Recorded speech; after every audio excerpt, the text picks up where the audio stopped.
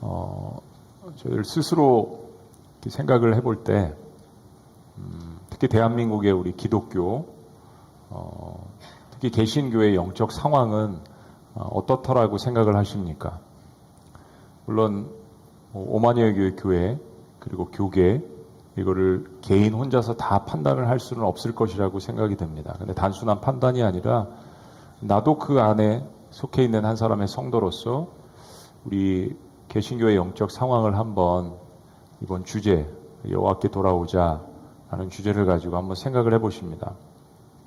우리가 하나님을 정말 유일신으로 믿고 이분 한 분만 하나님이시다라는 것을 믿고 우리가 예배하는 곳에 모든 것을 다 올인하는 그런 예배를 우리는 드리고 있는가? 예전에 미국에서 교회를 개척하고 성도님들은 그런 질문을 자주 하세요. 목사님, 올해 표가 뭡니까?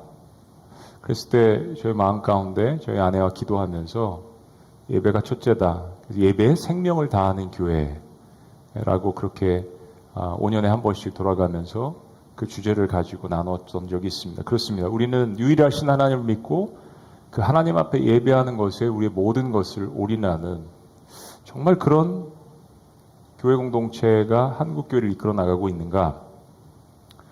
우리 대한민국에 있는 우리 교회들은 진정으로 하나님께서 교회 주인이신 것을 정말 믿는가? 그리고 정말 그분의 말씀에 순종하고 그분의 마음을 알아서 그분의 마음을 시원케 하고 정말 그런 사역들을 감당하고 있는가?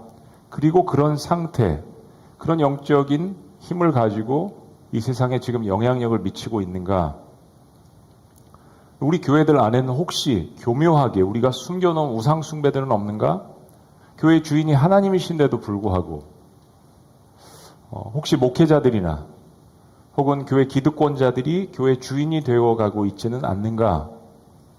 한번 진단을 해보는 거예요. 교회가 권력과 물질과 성공에 의해서 타락해가고 있지는 않은가? 세상이 우리를 진단하기 전에 우리 스스로의 이런 진단들이 필요하지 않겠습니까? 과연 우리 대한민국의 기독교는 세속과 타협을 해서 혹시 이미 하나님을 떠난 지 오래된 상황은 아닌가? 통일왕국 이후 솔로몬의 사후에 북이스라엘과 남유다로 나눠져 있었습니다.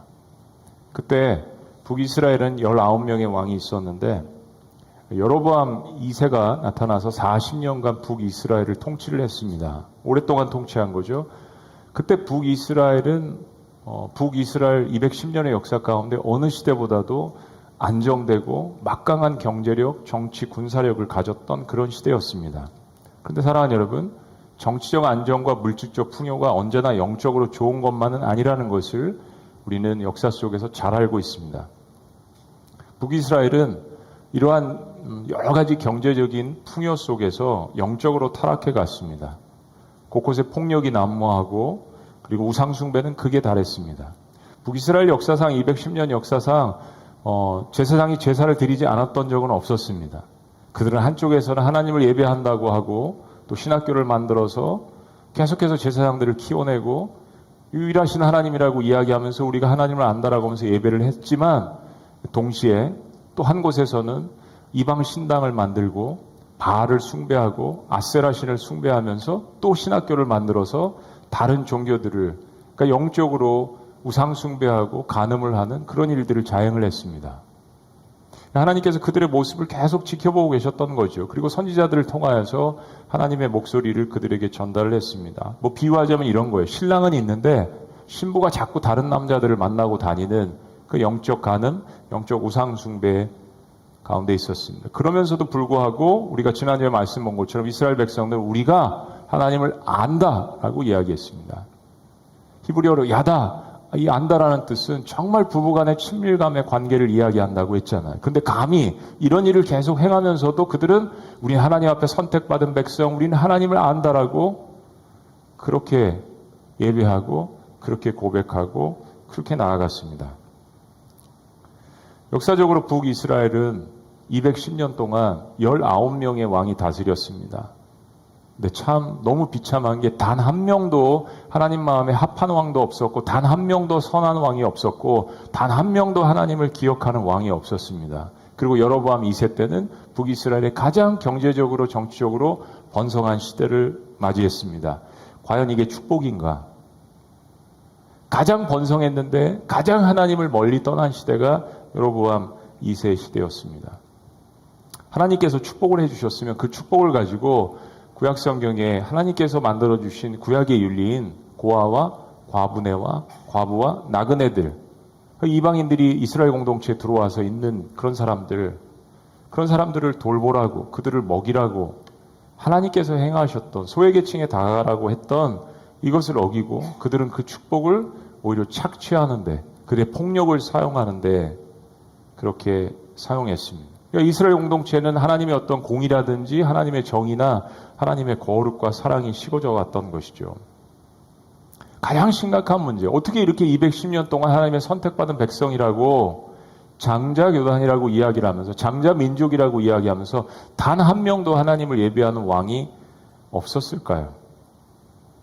여러분, 하나님께서 원하셨던 건 아니지만 이스라엘 백성들이 가나안 땅을 점령했을 때 그들의 요구가 있었잖아요. 그들의 요구가 뭐죠? 하나님, 우리는 저 나라들은 눈에 보이는 왕이 있어서 결국 왕권 제도도 있고 군사력도 있고 뭔가 조직력도 있는 것 같은데, 우리는 하나님을 사랑하지만 하나님은 눈에 보이시는 않잖아요. 그러니까 우리도 저런 제국들처럼 나라들처럼 눈에 보이는 왕을 원합니다. 그래서 하나님은 원하신 것이 아니었지만 그 백성들의 그 통곡 때문에 결국 왕을 주님께서 주셨잖아요.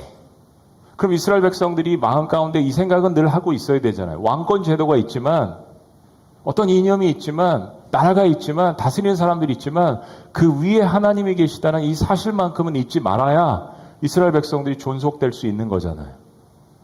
근데 그들은 하나님의 마음을 떠나버리고 말았습니다. 왕도 떠나고 백성도 떠나고 제사장들도 떠나고. 하나님께서 참으실 때는 참 오래 인내하십니다. 이 세월이 얼마입니까? 북이스라엘만 210년이에요. 그리고 남유다는 더 오래 존속을 했죠.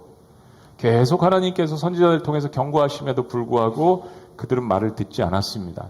잘 살게 되니까요. 하는 일마다 잘 되니까요. 하나님은 그들 삶의 밑바탕에 있는 찌꺼기와 오물들을 드러내시기로 작정을 하셨습니다. 오랫동안 인내하시던 하나님께서 악을 징벌하시기 위해서 또 다른 악을 사용하십니다. 당시에 일어났던 신흥 제국이었던 아스루를 통하여서 북이스라엘을 멸망하게 하실 것이라고 선포를 하십니다. 여로보암은 BC 790년에서 한 750년, 40년 동안 통치를 했습니다. 그리고 결국 북이스라엘은 약 20, 30년 지난 722년에 아수르 제국에 의해서 멸망하게 되죠. 근데 하나님은 이 멸망 전에 심판할 수 있는 기회를 주십니다. 그래서 참 하나님은 또 은혜의 하나님이세요. 마지막 기회를 주시는 거예요. 근데 이 마지막 기회를 주님께서 주시기 위해서 선택한 인물이 호세아라는 선지자입니다. 근데 하나님께서 이 호세아, 부엘리의 아들 이 호세아 선지자를 부르시면서 우리가 이해할 수 없는 명령을 먼저 주님께서 주십니다. 그 첫 번째 사명이 뭐냐면 1장 2절 말씀입니다. 호세아 1장 2절 다 같이 읽겠습니다. 시작. 여호와께서 처음 호세아에게 말씀하실 때 여호와께서 호세아에게 이르시되 너는 가서 음란한 여자를 맞이하여 음란한 자식들을 낳으라. 이 나라가 여호와를 떠나 크게 음란함이니라 하시니라. 여러분 이거 이해하시겠어요? 아니 어떻게 이런 명령을 하나님께서 내리실 수가 있을까? 뭐 우리가 성경을 다 이해할 수는 없죠. 하나님의 뜻을 다 이해할 수는 없습니다. 호세아도 이해할 수 없었어요. 아니 어떻게 본인도 선지자로 부름을 받았지만 차라리 결혼을 하지 말라고 하시면 결혼을 안 하지 어떻게 이런 음란한 여자와 결혼을 해서 선지자의 사명을 감당을 할 수 있겠나? 그런 생각이 들지 않았겠습니까? 고멜의 뜻은 음욕을 채우다라는 뜻입니다. 그러니까 아마 몇 대에 걸쳐서 이 고멜의 가문은 이 히브리인들은 당시에 자신들의 삶을 자녀들에게 투영한다고 했잖아요. 그러니까 얼마나 음란한 가문의 그런 자녀로서 그 또한 피해자였겠죠.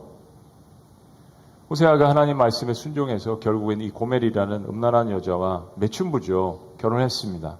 그리고 한 자녀도 아니고 세 자녀를 낳습니다. 근데 이름의 뜻이 그래요. 이스라엘 하나님께서 흩으신다. 로루하마 불쌍히 여기지 않는다. 마지막 세 번째 또 나왔어요. 로암미 내 백성이 아니다.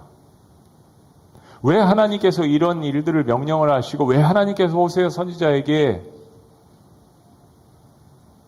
선한 하나님의 역사를 감당하기 이전에 이런 명령을 주시고 이런 사명을 주셨을까요?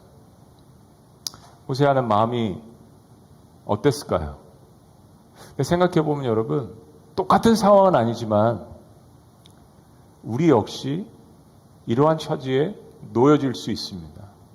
우리가 우리의 부모님을 선택한 게 아니고, 하나님 왜 저는 그런 부모님 밑에서 태어나게 하셨죠? 부모님 때문에 상처받고 고통받고 인격이 때로는 무너지고 경제적으로 어려움을 겪을 수도 있고, 하나님 왜 저에게 이런 남편을 주셨죠? 하나님 왜 저에게 이런 아내를 주셨죠? 하나님 저는 선하게 산 것 같은데 왜 제 밑에서 이런 자식들이 태어났죠? 때로는 하나님 왜 저는 이런 민족 가운데 태어났죠? 그런 상황 가운데 있는 여러 민족과 나라들도 있습니다. 그런 비슷한 상황이 아니었을까요? 이해할 수 없는 상황. 그런데 무엇인가 하나님께서 우리의 삶 가운데 허용을 하셨거나, 혹은 우리의 선조들이나 주변의 환경의 죄 때문에 일어난 그 환경을 맞이한 지금 이 상황. 어떻게 이런 이름, 로암미 딸을 낳는데 내 백성이 아니다. 호세아는 그럼에도 불구하고 하나님의 명령이기 때문에 순종해서 계속해서 이 고멜을 사랑하려고 애써보고 노력합니다. 그런데 고멜이 3명의 자녀를 낳았음에도 불구하고 계속해서 문란한 생활을 하는 거예요. 남편은 따로 있고 또 가서 연애하는 남자들은 또 따로 있는 겁니다. 심지어 고멜은 호세아가 물질을 주면 그 물질을 가지고 정부에게 갖다 바칩니다. 이거 어떻게 인내할 수 있을까요? 아무리 하나님의 명령이라도 어떻게 계속 사랑하고 어떻게 은혜를 베풀 수 있을까요? 호세아 마음 가운데 이 아내를 벌하고 싶고 심판하고 싶고 버리고 싶은 마음이 간절했습니다.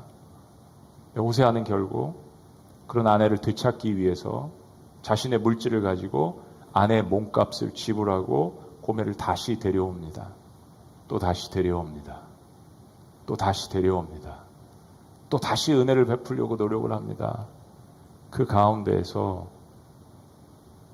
호세아는 하나님의 마음을 깨달아 갑니다. 그리고 하나님께서는 어느 날 호세아가 실제 경험한 이 바탕을 가지고 하나님의 마음을 이야기를 해주십니다. 그 모습이 바로 하나님을 떠난 북이스라엘 백성들의 모습이라는 것을 이야기하십니다. 참 보기 민망한 실제적인 사건이고 참 납득할 수 없는 이유지만 어쨌든 이 시대 속에서 하나님께서는 이스라엘 백성들을 깨우시고자 호세아라는 사람을 선택하셨습니다. 하나님의 마음이 얼마나 찢어지고 하나님의 마음이 얼마나 애통하고 하나님의 마음이 얼마나 아프셨는지를 호세아는 비로소 이해하게 된 겁니다. 이게 하나님 아버지의 마음이었구나. 비록 선지자라도 목회자라도 중직자라도 교회를 오래 다녔더라도 정말 하나님의 마음이 어떤지를 우리가 그 상황에 처해보지 않으면 우리가 알 수 있겠어요? 우리 하나님 앞에 때로 삿대질합니다. 하나님 제 상황을 아세요? 하나님 제가 얼마나 고통을 당했는지 하나님이 이런 상황 가운데 처해보셨어요? 그때마다 주님께서 우리에게 보여주시는 것은 십자가죠. 하나님은 우리를 아신다라고 이야기할 명분이 있으세요.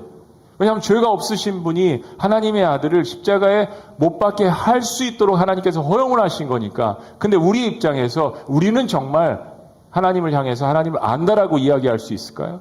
하나님은 어떤 심정 가운데서 죄인들을 바라보시고 어떤 심정 가운데 하나님께서 예수 그리스도를 우리에게 보내주셨는지 정말 하나님의 마음을 이해하고 알고 예배하고 사역하고 교회를 세우고 정말 그러는 걸까요? 하나님의 마음이 얼마나 아프셨으면 이걸 깨닫게 하시려고 호세아 선지자를 부르셨을까요? 비로소 호세아 선지자가 하나님의 마음을 조금이라도 이해하게 됩니다. 그 아픔을 이해하게 됩니다.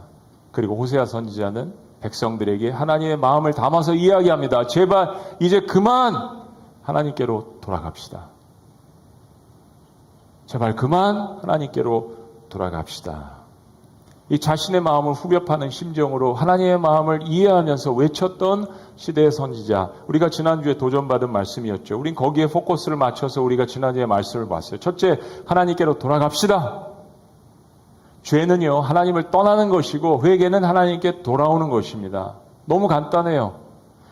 아무리 멀리 왔다 해도 지금 돌이키는 거 하나님의 은혜입니다.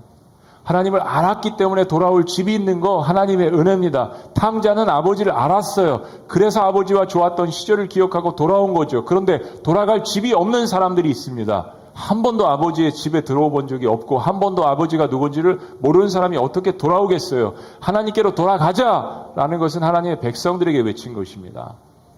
돌아올 집이 있는 사람들, 그건 은혜죠.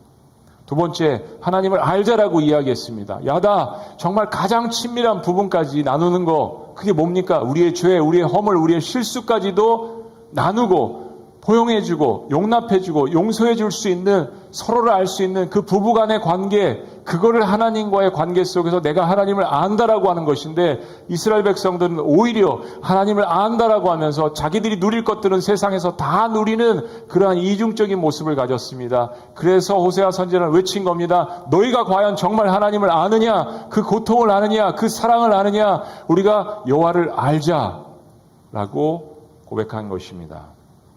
거짓 평안, 형식적인 신앙을 다 버리고 정말 말씀 안에서 하나님에 대한 지식에 이르고 하나님에 대한 지혜에 이르고 하나님 마음에 깊숙이 나아갈 수 있는, 성령 안에서 하나님의 깊은 것이라도 통달하실 수 있다라고 말씀해 주셨으니까 하나님의 영을 의지해서 예수 그리스도의 이름으로 주님 앞에 나아갈 때 하나님 마음의 깊은 것도 깨닫는 그 백성들을 하나님께서 원하시는 겁니다. 오늘날 지금 이 시간에 주일날 수백만의 그리스도인들이 예배를 드리지만 정말 그 수백만의 그리스도인들 가운데서 하나님의 마음을 알아서 정말 하나님과 영적으로 교제하며 주님 앞에 예배하는 사람이 몇 명이나 될 수 있을까? 하나님께서 호세아 선지자를 통해서 이야기하시는 겁니다.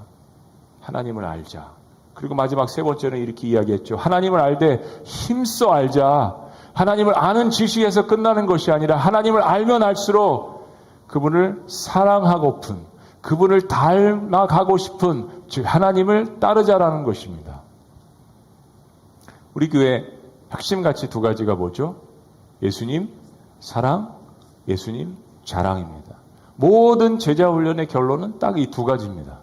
목적도 동기도 결론도 예수님 사랑하는 거, 예수님 사랑해야 그분을 닮고 싶죠. 예수님 사랑해야 그분 안에 어떤 마음이 계신 줄 알죠. 그러니까 예수님 사랑하면 자연스럽게 그분을 닮아가고 그분 생각을 알아서 예수님을 자랑할 수밖에 없는 겁니다.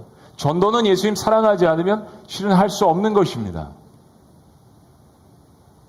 하나님을 심써 알자, 이 부분은 하나님을 따르자라는 이야기입니다. 하나님을 닮아가자는 이야기입니다. 우리가 지난주에 이 말씀을 우리 이제 개개인에게 적용을 했죠. 오늘은 이 말씀을 가지고 이 말씀이 이스라엘 백성들에게 주셨다면 대한민국 백성들, 특별히 하나님을 아는 우리 교회들에게, 하나님의 백성들에게 주시는 말씀이구나. 그래서 오늘의 주제는 교회여 여호와께 돌아가자는 주제입니다. 저는 한 사람의 목회자로서 한국 교회를 진단해 볼 때 두 가지의 생각이 듭니다. 첫째는 긍정적인 면이에요. 첫째는 이름도 없이 빛도 없이 드러나지 않는 곳들에서 고분분투하시는 목회자들입니다. 그들이 없었다면 농촌교회, 어촌교회, 시골교회, 그런 소외된 지역들의 교회가 세워지거나 계속 유지될 수 없을 것입니다. 현대사회는 도시로 집중하게 되어 있죠. 근데 여전히 농촌과 어촌은 필요하고 존재합니다. 거기에 계속 십자가가 유지될 수 있으려면 누군가는 그곳에 가야 합니다. 누군가는 그들에게 복음을 증거해야 되죠. 얼마 전에 농어촌 목회자들을 초청을 해서 코로나 끝난 다음에 이처럼 큰 홀에서 세미나를 열었습니다. 근데 제가 앞에 나가서 설교를 하는데 너무 깜짝 놀랐어요. 목사님들, 사모님들이시잖아요. 근데 그분들 얼굴을 딱 보고 너무 놀랐습니다. 다 농사꾼들 얼굴이셨어요. 그 중에 한 분은 잊을 수가 없습니다. 저에게 편지 한 장을 써서 간증을 하셨는데 40년을 그 시골 지역에서 목회를 하시는데 처음으로 그런 목회자 위로 컨퍼런스를 오셨대. 처음으로 꼭 가고 싶어서. 그래서 아내와 함께 무려 7시간을 운전해서 배를 운전해서 오셨답니다. 근데 그 목사님 딱 보니까 목회자라는 생각이 안 들어요. 완전히 농부 아저씨였어요. 40년을 목회하시면서 농사에 아주 이력이 나실 정도로 오이 심는 거, 상추 심는 거 너무 잘하시는 거. 오히려 그 지역에 사람들이 이사 오면 그걸 가르쳐 주실 정도로 목사님은 농부가 되셨습니다. 농부의 심정으로 목회를 하시는 거예요. 보니까 다 그러세요. 어천이면 어천대로 물고기 잡는 법도 잘 아시고, 예수님의 제자들, 예수님께서 그런 사람들을 선택하셨잖아요. 참 그분들을 보면서 한국교회가 존속되고 지속될 수 있는 이유를 발견했습니다. 그때 제 설교 기억나요. 제가 골리앗과 다윗에 대해서 설교했거든요. 우리가 목회하는 게 참 우리는 다윗처럼 느껴진다. 소년 다윗. 근데 우리가 대하는 이 세상은 골리앗처럼 느껴지는데, 그 설교를 하는데 왜 이렇게 목사님들, 사모님들이 많이 우시는지.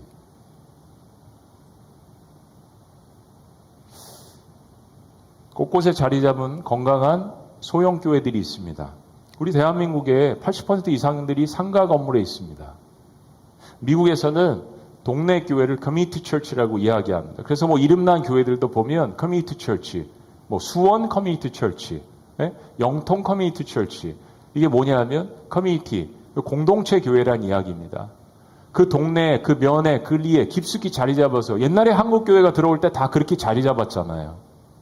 동네의 그런 영적인 영향력들을 깊숙이 미칠 수 있는 그러한 복음의 역할을 온전히 감당하는 그러한 강한 작지만 소형 교회들이 있습니다. 또 한 가지는 특수계층에 있는 사람들을 돌보는 목회자들이죠. 장애인들이나 독거노인이나 미자립 청년들이나 고아 혹은 한부모 가정, 탈북민 목회, 외국인 노동자들을 위한 사역입니다. 이것 또한 누군가 감당을 해야 합니다. 실제적으로 소외된 사람들에게 다가가서 그들과 함께 이거죠. 교회를 세우고 복음을 외칠 뿐더러 복음을 살아내는 것입니다.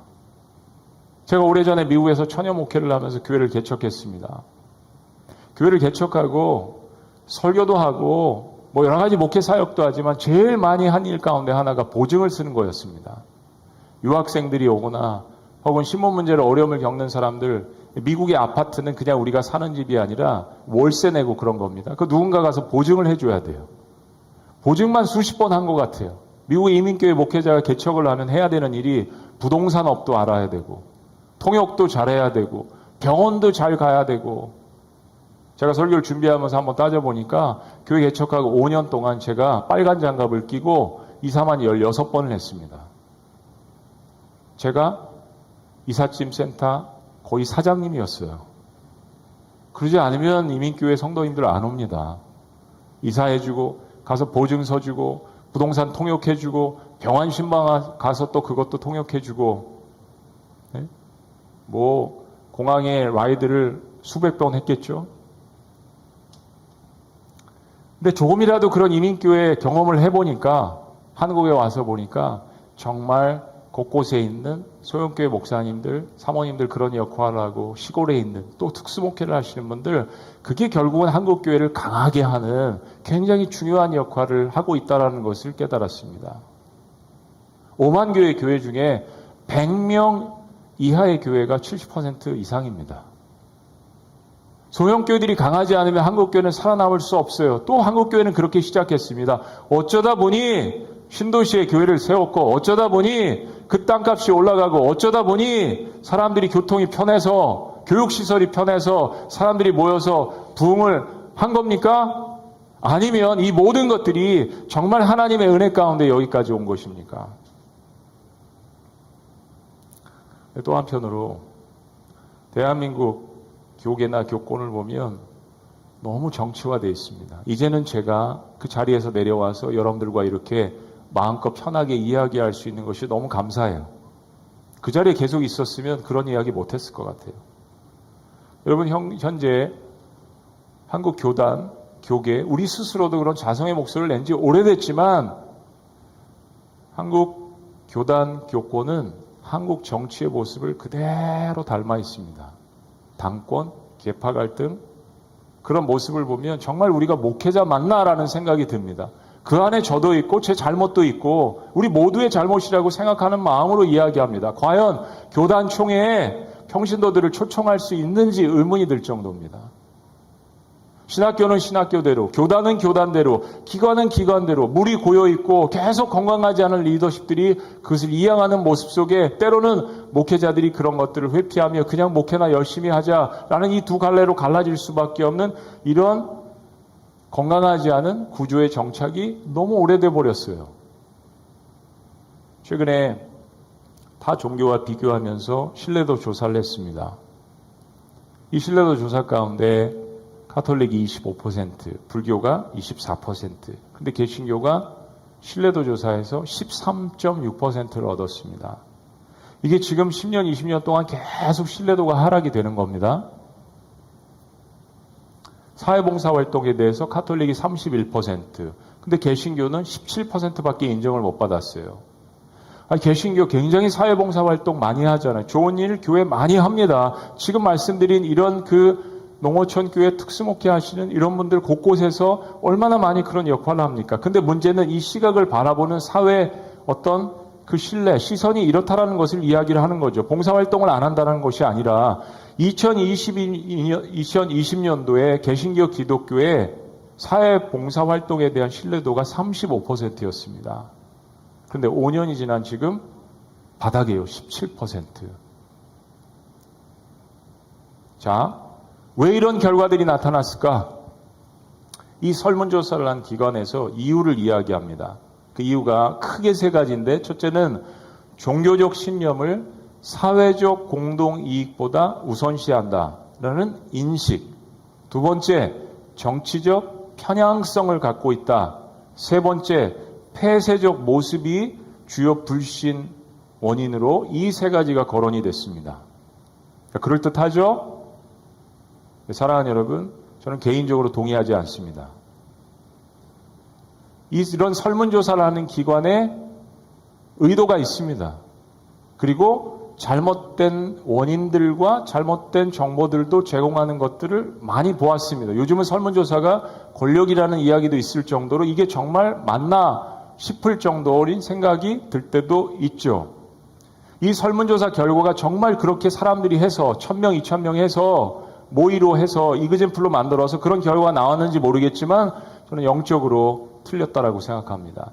정말 한국교회에 문제가 있고 어려움이 있다면 저는 이렇게 생각합니다. 첫째는 여기서 이야기한 거, 원인이 교회가 종교적 신념을 사회적 공동 이익보다 우선시한다? 라는 인식 때문에 저는 동의할 수 없습니다. 왜냐하면 사랑하는 여러분, 뒤집어 생각해 보세요. 교회는 당연히 영적 신념을 사회적 공동 이익보다 우선하는 공동체입니다. 하나님을 우선 예배하는 공동체가 되지 않는다면, 사회 공동 이익이 먼저라면 교회로 모일 필요가 없습니다. 그렇다고 교회가 공동의 이익을 등한시하냐? 결코 그렇지 않습니다. 사랑하는 여러분, 우리가 믿는 하나님께서 가르쳐 주시는 게 뭐예요? 십계명의 요약, 그 많은 613개 미타트로 이루어졌던 그 율법의 모든 것들을 예수님께서 뭐라고 요약을 해주셨습니까? 첫째, 하나님을 예배하라는 거. 둘째, 내 몸을 내 몸과 같이 사랑하라는 거. 하나님 사랑과 이웃 사랑을 이처럼 강조하는 공동체가 있습니까? 부모 사랑을 이처럼 강조하는 공동체가 있습니까? 윗사람에 대해서, 선생님에 대해서, 관계에 대해서 서로 사랑과 은혜를 베풀하는 공동체가, 이런 기독교가 있습니까? 그러나 주님은 우리에게 분명하게 우선순위에 대해서 이야기하시는 겁니다. 왜요? 인간에게 본질적으로 그런 사랑과 포용력이 없기 때문에 하나님을 사랑하고 하나님을 예배하는 것을 통하여서 하나님의 사랑과 용서와 사랑을 배워서 그걸 통해서 이웃을 사랑하는 것이지, 기독교 공동체가 예배를 우선시하고 하나님을 사랑하는 것을 우선시하는 거기 때문에 공동이익을 무시한다? 저는 동의할 수 없습니다. 기독교 공동체는 분명하게 우선순위에 대해서 이야기하는 것입니다. 하나님을 예배하고 하나님을 온전히 사랑할 때 더욱더 이웃 사랑도 강력하게 할 수 있다는 것을 가르치는 공동체입니다. 두 번째, 교회가 정치적 평양성을 갖고 있다? 저는 이 부분도 동의할 수 없습니다. 말 자체가 과도합니다. 교회는 잘못된 정치에 대해서 이야기할 수 있어야 합니다. 사랑하는 여러분, 성경을 보십시오. 지금도 호세아 선지자를 우리가 보고 있지만 구약시대에 정치가 잘못되고 왕들이 잘못되고 국가가 우상숭배를 했을 때 누가 나서서 이야기를 했습니까? 하나님께서 선지자들을 세워서 그 시대를 이야기했습니다. 정치를 이야기했습니다. 왕들을 이야기했습니다. 그건 하나님의 법칙이고 하나님께서 이 세상을 주관하신다는 마음에서 주님께서 이야기하신 거예요. 예수님께서 이 땅에 오셔서 정치를 이야기 안 하셨다고요? 당시의 왕이었던 헤롯 대왕에 대해서 예수님께서 하신 말씀이 있습니다. 그는 여호와 같다. 그는 여호와 같이 교활하다. 주님께서 정치에 대해서 이야기하셨습니다. 그리고 하나님 나라가 그 위에 있다라는 것도 이야기하셨어요. 세상이 썩어갈 때, 세상이 타락할 때, 세상이 영적 간음 우상 숭배를 할 때 누가 이야기해야 되죠? 정말로 우리가 온전히 하나님을 만났고 하나님을 예배하고 하나님을 사랑한다면 기독교인들이 나도 부족하고 나도 죄인이라는 마음 가운데 회개하며 우리 역시 그 이야기를 하나님의 마음으로 해야 되는 것이 교회 공동체잖아요. 마지막 세 번째는 교회 폐쇄적 모습이 낮은 신뢰도를 만들었다? 동의할 수 없습니다. 어떤 폐쇄적인 모습이요? 누구든지 교회에 올 수 있습니다. 누구에게도 교회 문은 열려 있습니다. 그러나 기독교는 예수님만이 하나님께로 이르는 유일한 진리를 가르치는 공동체입니다. 그게 폐쇄적이라면 그건 교회가 잘하고 있는 것이라고 생각합니다. 다른 종교도 다 좋고 거기에도 구원이 있고 그게 하나님의 사랑이라고 생각한다 라고 하는 것은 성경적인 진리가 아닙니다. 예수님 분명하게 이야기하셨어요. 내가 곧 길이요 진리요 생명이니 나로 말미암지 않고는 아버지께로 갈 수 없다라고 유일한 진리고 구원으로 가는 단 하나의 채널을 하나님께서 주셨다라는 것을 우리를 위해서 십자가에 못 박이고 희생당하신 분은 하나님의 아들 한 분이라는 것을 분명하게 이야기하셨습니다. 기독교는 여러 진리를 믿는 혼합적 진리를 믿지 않습니다. 그런 면에서 기독교가 폐쇄적이라고 이야기해서 신뢰도가 낮아졌다면 그건 오히려 복음을 온전히 증거하는 반증이라고 생각합니다. 이런 이유들은 영적인 진단이 아니라고 생각합니다. 그 설문조사는 세상 사람들에게 교회에 대해서 물어본 것입니다. 그렇다면 우리가 영적으로 바라보아야 하는 정말 우리의 잘못이 있다면 무엇일까요? 저는 이렇게 생각합니다. 첫째는 한국교회가 하나님보다 세상을 더 사랑한 것이라고 생각합니다. 만약에 그 원인에 대해서 이렇게 이야기했다면 저는 이 설문조사를 신뢰했을 거예요. 그런데 다 세상적인 답변만 내놓았습니다. 기독교 기관에서 한 거예요. 한국교회가 하나님보다 세상을 더 사랑한 것. 여러분, 한국교회는 6.25 동란 이후에 2000년 교회 역사상 유례없는 교회 성장을 맛보았습니다. 제가 미국에서 목회했을 때 저희 원로 목사님이셨던 목사님께서 저에게 해주셨던 이야기가 있어요. 최 목사님, 우리 시대 때는, 목사님 목회하셨던 시대에는 십자가만 세우면 우리가 빗자를 들고 사람들을 쓸어 모으는 것 같았다고요. 여기저기 십자가만 세우면 사람들이 몰려와서 예배하고 그만큼 배고프고 굶주리고 기대감이 있었고, 제가 마지막에 목회했던 주가 워싱턴 주입니다.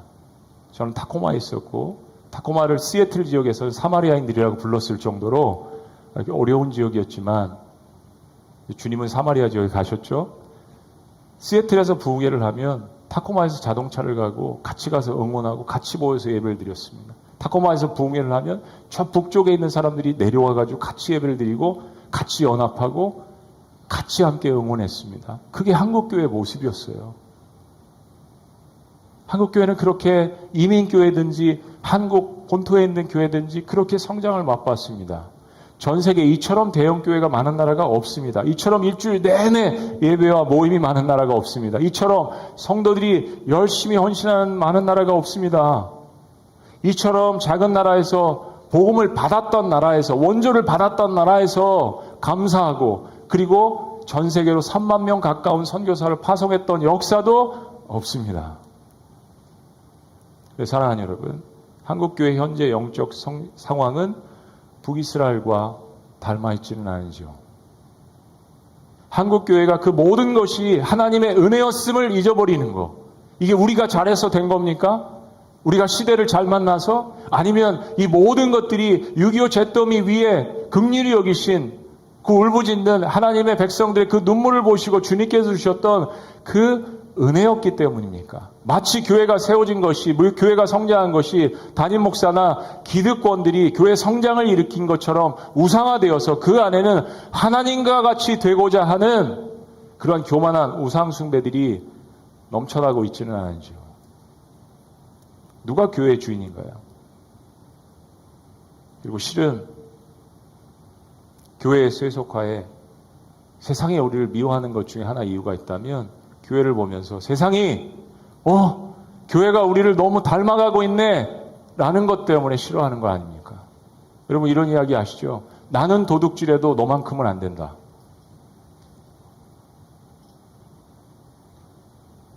두 번째요. 한국교회는 이웃 사랑에 대한 예수님의 명령을 저버리고 있지는 않은지요. 여러분, 한국교회는 전 세계 유례를 찾아볼 수 없을 정도로 초창기 선교사님들의 헌신적인 노력이 있었습니다. 많은 나라들의 기독교가 들어갈 때 제국주의와 함께 들어가서 여러 가지 부작용이 일어난 예들이 많죠. 근데 적어도 대한민국만큼은 전 세계에 알려지지 않은 이 한반도 땅에 선교사님들이 오셔서 그들의 선교와 그들의 헌신과 그들의 눈물과 그리고 한국 사람들을 이해하려고 하는 그 사랑의 헌신들이 있었습니다. 그 선교사님들의 헌신 덕분에 정말 하나님을 한 번도 들어보지 못했던, 성경을 접해보지 못했던 구한말 시대에 다 쓰러져가는 나라에서 사람들이 예수님을 영접하게 된 거예요. 그 선교사님들의 헌신과 노력으로 여러분이 알고 있는 그런 학교들, 그런 병원들, 그런 고아원, 그러한 복지시설들이 생겨나게 된 겁니다. 그리고 궁핍한 사람들을 위해서 예수님의 사랑을 증거한 거예요.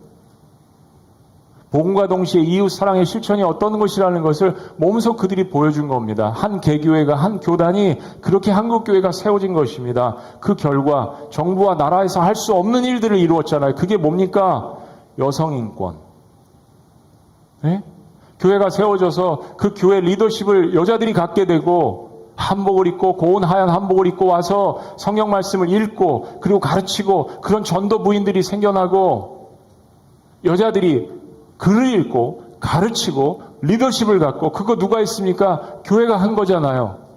아무도 노예 철폐에 대해서 외치지 않았을 때 선교사님들과 더불어서 성경을 보니까 하나님의 백성들이 이 노예제도라는 것은 하나님 앞에서 있을 수가 없다라고 외치지 않았습니까? 일제치하의 권위에 맞서서 용감한 행동들을 감행했잖아요. 그게 누가 했습니까? 기독교인들이 했잖아요. 당시 한국교회는 불교나 유교에 비해서 교세가 약했습니다. 그러나 대사회적인 영향력은 어느 시대보다도 막강했습니다. 그 예가 1919년에 3월 1일 운동 당시에 독립선언서에 서명한 민족대표 33명 가운데 16명에서 17명이 기독교인이었습니다. 이제 한국교회는 부자교회가 너무 많습니다. 교회가 건물도 필요하고 땅도 필요하죠. 저희 증조 할머니 불교의 보살과 같은 그런 신앙심을 가지고 하셨던 분이 어느 날 누가 전해주신 복음을 믿고 할아버님들과 함께 동네 몇몇 주민들과 함께 예수님을 영접하고 거기에 반지 팔고 또 헌신해서 땅을 사고 교회 건물을 세우고 그리고 전도사님을 초청했습니다. 그게 한국교회의 모습이었어요.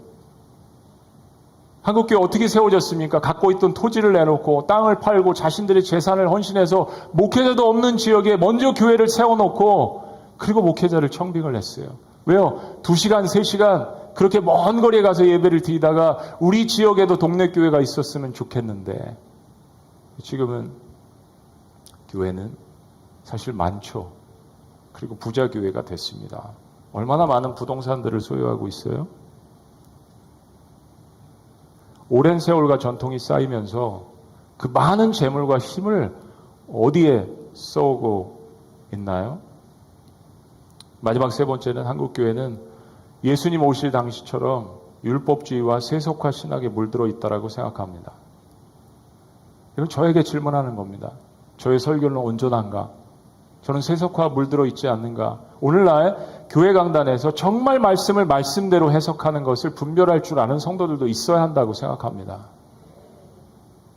그런 노력하는 몸부림들이 사라지고 있습니다. 귀에 듣기 좋은 설교, 세속주의, 도덕 강연, 동기부여, 인기 위주의 강연이 넘쳐나고 있잖아요. 우리 지난주에 이 말씀을 배웠어요. 과연 교회 오는 목적이 처음에 여러 가지 목적이 있을 수 있지만 결국에 내가 예수를 만난 이후에는 하나님께 예배하는 것이 첫 번째 목적이 되지 않는다면 늘 나는 치유받으러, 늘 나는 위로만 받으러, 늘 나는 회복만을 원하는 그 목적이 된다면 정말 결국에는 능력의 하나님을 만날 수 없다라고요. 말씀 해석에 자유가 있다고 해서 말씀을 자의적으로 해석하고 자유주의 물결 속에서 동성애도 괜찮고 낙태도 괜찮고 간음의 문제도 괜찮고 마치 사회주의 사상을 기독교에 접목시켜서 굉장히 세련된 기독교를 표방하는 것처럼 해방주의 신화? 그 시대와 상황은 이해를 해요. 근데 정말 하나님 말씀 가운데에서 그런 것들을 걸러내지 않으면 말씀을 모두 다 자의적으로 해석해서 자기 입맛에 맞는 대로 그런 신학들이 생겨나게 된다면 결국에는 여기에도 구원이 있고 저기에도 구원이 있고 그런 외침을 하게 됩니다. 사랑하는 여러분, 영어 성경에 16세기 영국에서 생겨난 그래도 말씀을 원본적으로 잘 해석했다라는 킹 제임스 버전이 있습니다. 킹 제임스 버전, 왕의 이름을 따서 동성애자들이 만든 성경책은 퀸 제임스 버전입니다. 아니 왜 남자만 왕이 돼? 퀸, 여왕도 그리고 퀸 제임스 성경을 만들어서 동성애가 죄라고 하는 거, 한 남자와 여자가 결혼하는 것은 다 잘못된 것이라고 이야기하면서 그런 부분들을 다 삭제해서 만든 것이 퀸 제임스 버전입니다. 그리고 그 성경책을 믿습니다. 이단들도 성경책 일부를 지우고 믿습니다. 사랑하는 여러분, 말씀을 말씀대로 강해하지 않은 결과가 그런 결과들을 만들어낸 것입니다. 우리의 잘못이죠. 저의 잘못입니다. 얼마만큼 성경을 성경대로 강해하느냐, 그것이 한국교회의 척도가 되어야 하는데 그러지 못한 상황에 실망한 사람들이 가고 있는 것 또 하나는 율법주의입니다. 극단적인 율법주의도 한몫을 하고 있습니다. 자유주의에 실망해서 전 세계 유례를 찾아볼 수 없을 정도로 강력한 이단들이 생겨나고 있는 것이 대한민국입니다. 이단을 막 수출하잖아요. 그리고 수적인 성장을 경험하고 있습니다. 수십만 명씩 모이는 그러한 이단들이 생겨나고 있지 않습니까?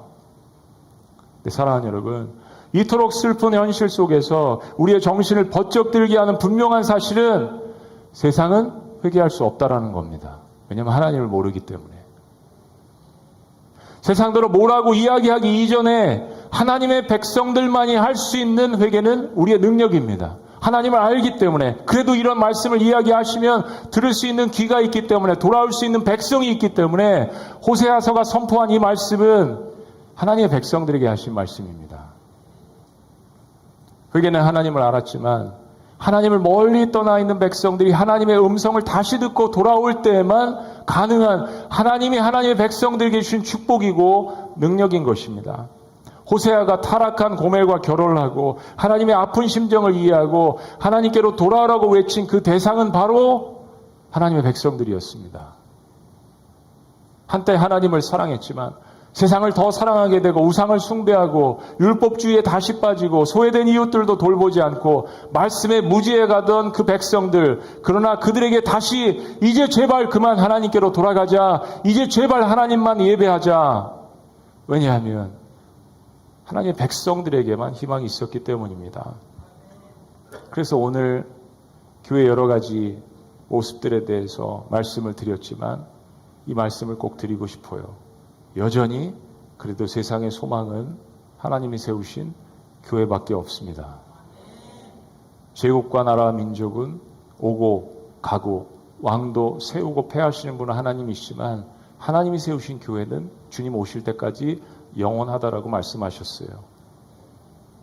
교회가 그 복음을 포기하지 않고 세상에 어떠하든 그 진리를 계속해서 선포한다면 하나님은 교회가 세상의 소망이 계속되게 하실 것입니다. 하나님께서 제발 돌아오라고 채찍을 들고 이스라엘 백성들에게 외치시는 동시에 그래서 이 호세아의 말씀에는 소망과 희망을 이야기하십니다. 사랑하는 여러분, 오늘 1절 말씀을 다시 보십니다. 오라 우리가 여호와께로 돌아가자. 여호와께서 우리를 찢으셨으나 도로 낫게 하실 것이요 우리를 치셨으나 싸매어 주실 것이니라. 이 구절이 좀 적나라하게 표현이 그렇게 느껴지실 수도 있지만 룻기서를 보면서 우리가 느꼈던 것처럼 하나님께서 우리 인생의 주관자라는 사실을 인정하는 겁니다. 하나님이 나를 찢으셨다. 하나님이 나를 벌하신 것 같아. 하나님이 나를 저주하신 것 같아. 여러분, 이 고백은 결국 나를 회복시키시는 분도 나를 싸매시는 분도 내 인생의 주관자가 하나님이시라는 신앙 고백입니다. 눈물의 골짜기를 지나며 광야를 지나시는 분들은 반드시 이 고백을 하셔야 나를 찢으셨으나 나를 도로 낫게 하시는 분도 하나님이시라는 그래서 하나님께서 이 고백을 기쁘게 받으시고 광야를 통과하게 하시며 회복시켜 주시는 새 창조의 놀라운 역사를 경험하시기를 주의 이름으로 축원합니다. 두 번째 축복은 2절 말씀입니다. 여호와께서 이틀 후에 우리를 살리시며 셋째 날에 우리를 일으키시니 우리가 그의 앞에 살리라. 여러분, 이 말씀을 들으시면서 누가 생각나십니까? 그렇습니다. 바로 예수 그리스도이십니다. 그 말씀을 비유해서 이야기하신 게 아니겠어요? 예수님께서 3일째에 부활하신 것처럼 하나님의 백성들도 부활케 하시라는 이 놀라운 말씀, 그리고 이렇게 표현합니다. 그가 우리를 일으키리니 그때 우리가 일어날 때, 우리가 회복될 때 우리가 그 앞에 서리라.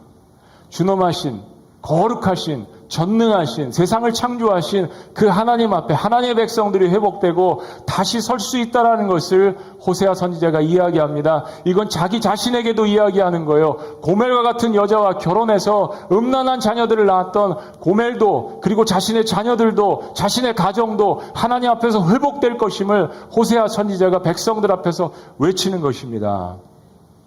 그리고 마지막 3절은 이렇게 이야기합니다. 그러므로 우리가 제발 힘써 여호와를 알자. 우리가 하나님을 닮아가자.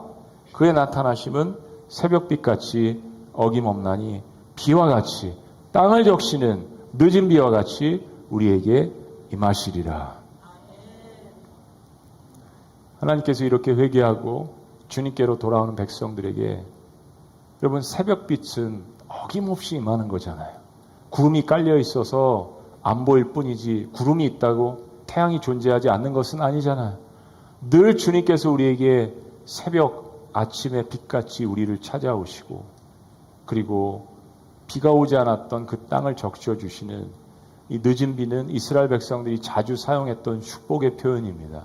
하나님이 늦게 오셨다는 표현이 아니라 마른 땅에, 마른 장작과 같은 곳에 주님께서 정말 축복하시는 마음으로 부어주시는 그 늦은 비가 하나님 앞에 돌아와 다시 한번 예배하며 주의 말씀 가운데 서기를 원하는 백성들에게 주시는 축복의 언약의 말씀인 것입니다. 다음 주에 마지막 설교는 한반도의 여호와께 돌아오라는 말씀으로 여러분들과 함께 나누기를 원합니다. 도대체 종교, 정교 분리의 원칙이 뭔지 여러분들과 함께 말씀 안에서 나누기를 원해요. 그리고 정말 한반도가 어떤 상황 가운데 있는지 말씀 안에서 여러분들과 나누기를 원합니다.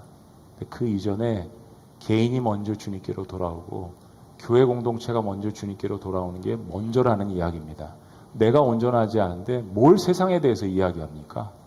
내가 정의가 없는데 무슨 세상의 정의에 대해서 이야기해요? 하나님께서 말씀하시는 것은 하나님의 백성들이 먼저 돌아오라고 이야기하는 겁니다. 그러면 거기에 능력을 부어주신다라는 거예요. 주님께서는 이 말씀도 하셨습니다. 하나님의 백성들이 결국 세상을 판단하고 심판할 것이라고요. 그건 우리에게 능력이 있는 것이 아니라 우리가 주님 앞에 온전히 서 있을 때 그 세상을 판단하고 심판할 수 있는 그 능력을 예수 그리스도 안에서 우리에게 주신다라는 것입니다. 먼저 교회 공동체가 회복되기를 주의 이름으로 축원합니다.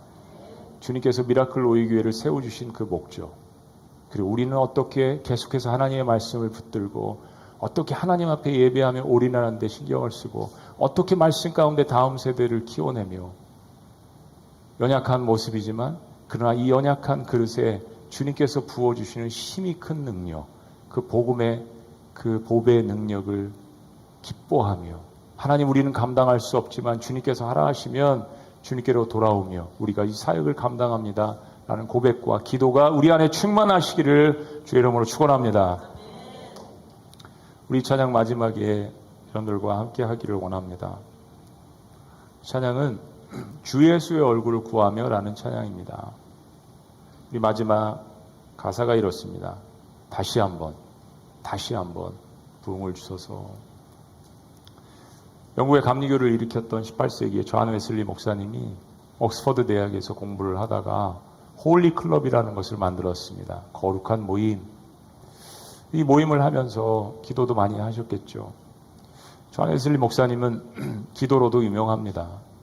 옥스퍼드 그 학교에서 기숙사에서 기도를 하셨던 그 모습들을 저희들이 많이 봅니다.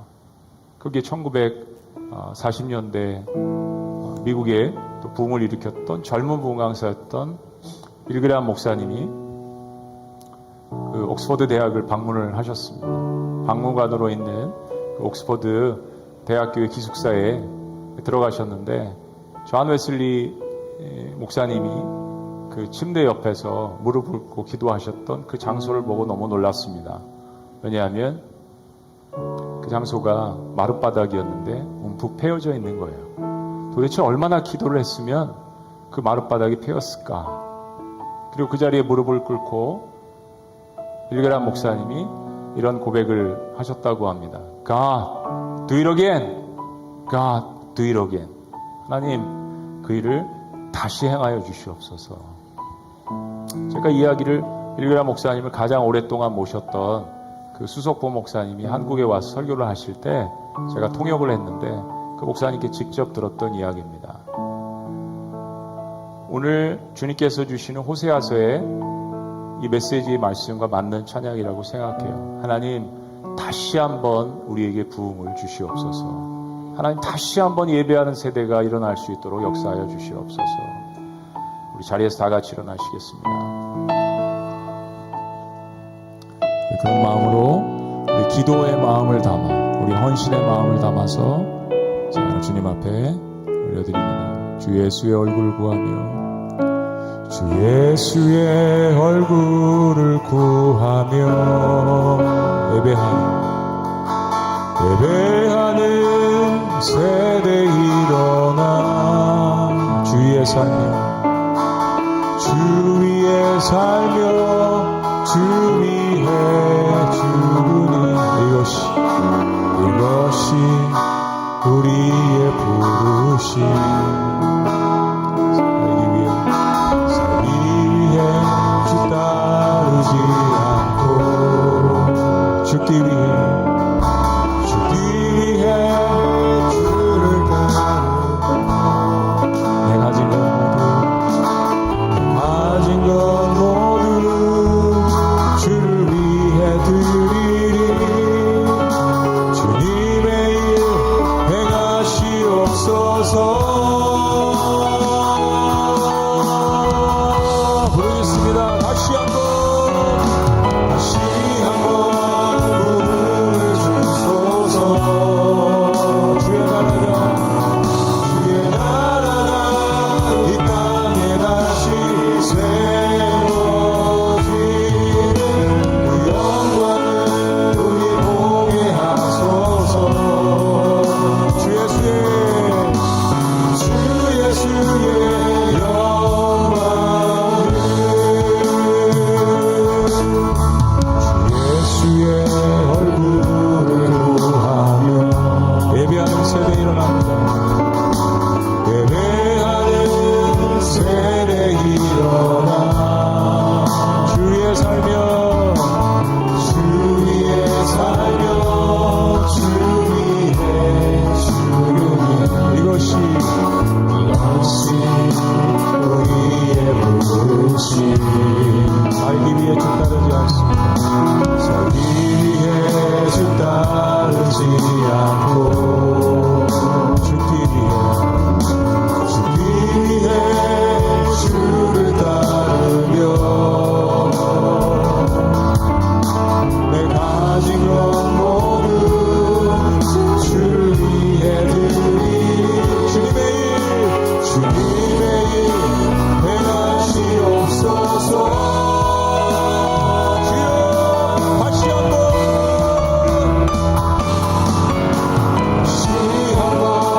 부름을 주소서. 주의 나라가 이 땅에 다시 세워지는 그 영광을 우리 보게 하소서. 주 예수의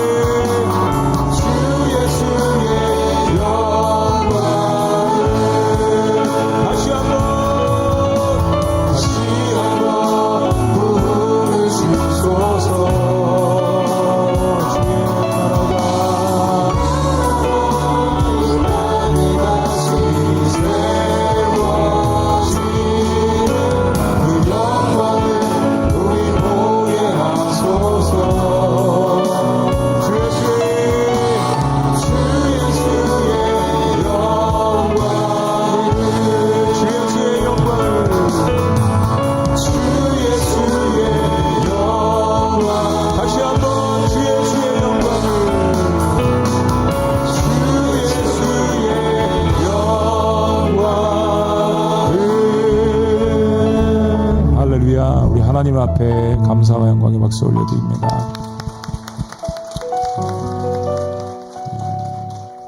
우리 이 시간 한 1, 2분 정도 짧지만 주님 앞에 하나님, 저희 개인의, 저희 가정에, 그리고 주님께서 세우신 이 교회에 다시 한번 주님 부흥을 허락하여 주시옵소서. 정말 영혼들이 회개하고 변화되고 하나님을 사랑하는, 성경이 이야기하는, 교회 성장이 아니라 성경이 이야기하는 부흥을 경험케 하여 주시옵소서. 그래서 우리가 부족하지만 우리와 나라 민족을 변화시킬 수 있는 그러한 그리스도인이 될 수 있도록 주의 영권을 허락하여 주시옵소서. 그런 마음으로 주여 한번 외치시며 기도하십니다. 주여! 전능하신 하나님 아버지, 주님의 예수의 얼굴을 구하며 예배하는 세대들이 온전히 일어나기를 원합니다. 정말로 성경적인 가치관을 가지고 있는 하나님, 다음 세대들을 키워낼 수 있는 교회가 될 수 있도록 인도하여 주시옵소서. 다시 한번 주님께서 허락해 주시는 나라의 다락방의 부흥을 경험하기를 원합니다. 다시 한번 하나님 아버지, 우리가 깨어지는 그 하나님 통곡과 애곡과 회개 역사를 경험하기를 원합니다. 다시 한번 주님의 나라가 이 땅에 세워지는 경험을 할 수 있도록 우리 교회를 먼저 회개케 하여 주시고 우리 개개인을 먼저 회개케 하여 주시옵소서. 주님의 영광을 구합니다. 하나님의 영광을 구합니다. 주님의 말씀의 능력을 간구합니다. 하나님, 기도로 주님과 친밀해지기를 원합니다. 우리 가운데 주여 함께하여 주시옵소서. 이틀째에 너희를 다시 살리고 3일째에 부활시키시라는 주님의 말씀을 소망의 말씀으로 받기를 원합니다. 찢으셨다가 다시 살리시는 그 하나님의 주관자 역사를 경험할 수 있도록 주여 인도하여 주시옵소서. 날마다 예배할 때마다 주의 얼굴을 구합니다.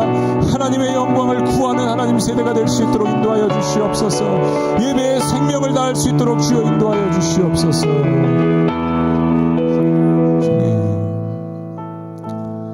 하나님, 주님 앞에 그런 감사한 마음으로 이 시간 삶의 일부를 떼어 주님 앞에 드립니다. 이것이 쓰여지는 곳마다 우리의 가정과 우리의 다음 세대와 하나님, 우리의 직장과 하나님, 이 나라 민족이 변화되는 곳에, 복음을 증거하는 곳에, 선교를 강하는 곳에 쓰여질 수 있도록 역사하여 주시옵소서. 주님 앞에 나라 민족을 위해서 눈물로 헌신하고 기도하고 교회 공동체를 세워가는 하나님의 백성들을 이 시대에도 기억하여 주시고 저들에게 주시는 호세아서의 채찍과 위로의 말씀을 기억할 수 있도록 인도하여 주시옵소서. 이제는 우리 주 예수 그리스도의 은혜와 하나님 아버지의 극진하신 사랑과 성령님의 감화교통 역사하심이, 교회여 여호와께 돌아오라, 이 준엄한 하나님의 말씀에 예 주님 그러하겠습니다, 제가 주님께로 돌아오겠습니다 라고 고백할 때 주님께서 주시는 그 놀라운 회복과 축복과 능력을 경험하기를 원하는 사랑하는 모든 백성들의 고백 위에, 교회 공동체 위에, 나라 민족이 지금부터 영원토록 함께 하시기를 간절히 축원합나이다. 아멘.